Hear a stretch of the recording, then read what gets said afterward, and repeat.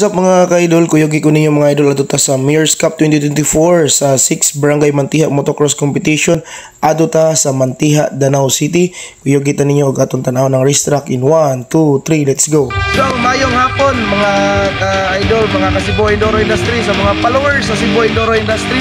So naata diri ron sa Mantiha, Danao City. So kuyog na to karon ang kapitan diri sa Barangay Mantiha, Danao, Honorable Jupil Gongob. So siya po'y usapod nga organizer sa atong ipahigayon nga invitational motocross diri sa Mantiha, Danao City. So atong i-welcome si Honorable Kapitan Jupil Gongob. So palihog ta og imbitar sa atong mga rider, dili lang pud sa mga rider, pati na pud sa mga bisita nga ganahan mo saksi sa lumba niyo sa Mantiha o unsay nindot nga pabuton sa mga katawhan labi na gid sa mga mananaway, mga miligon og lumba sa motor, motocross. So Kap, ika na bahala sa pag-welcome sa itong mga katawhan.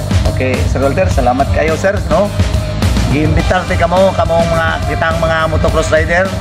Naatay lumba ipahigayon karong April 21 dire sa atong barangay Mantiha, Danao City, no? Naginhangyo ko ninyo, maginaot ko sa inyong suporta. Luzon, Visayas, Mindanao, basin makabisita sa mo sa among racetrack.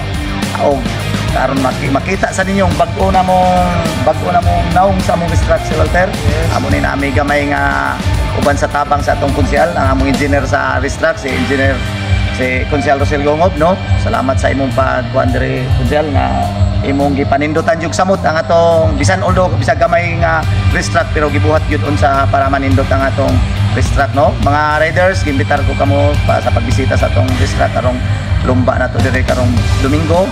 Hinaot ko nga mosuporta mo dayon una sa tanan Sir Walter. Ako pasalamatan ang nagtabang kay kaning atong lumba, Sir Walter. Ikaw no nga tuig diri sa atong barangay, di man mahimo og wala sila. Akong pasalamatan ang atong Sir Walter, ako pasalamatan ang una ang Danao City government, no?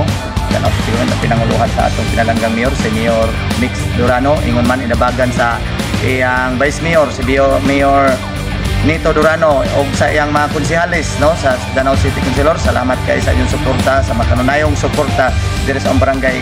Ingon man sa akong kauban sa buhat diri sa barangay, sa akong mga konsehalis, tanan nga nakatabang maggamay ug madako.